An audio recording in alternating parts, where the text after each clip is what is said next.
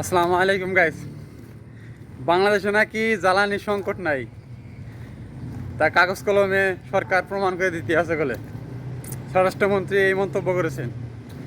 বাংলাদেশ কি America, Venezuela, Canada হয়ে গেল নাকি, যেখানে বড় বড় দেশ আপনি এমন তেল মজুত করে রাখছে, তারা 8-10 বছর যদি তেল কোনো দেশ থেকে নাও যায় তারা চলতে পারবে।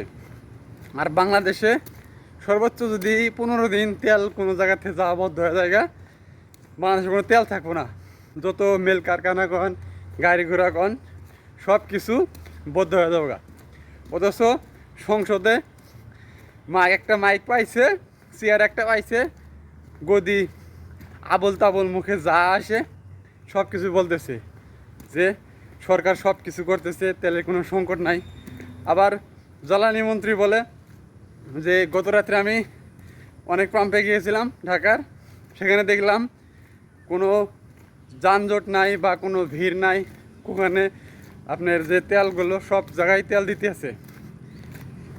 বাংলাদেশের মানুষ কীভাবে এত সুন্দর গুছিয়ে মিথ্যা কথাগুলো বলে, অথচ একটা মানুষ 2 দিন 3 দিন একদিন তেলের জন্য লাইন ধরে সেখানে ঘুম পাড়তেছে, অথচ তেল পাতেছে না।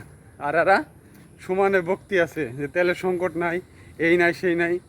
এই হলো বাংলাদেশের নেতাদের অবস্থা।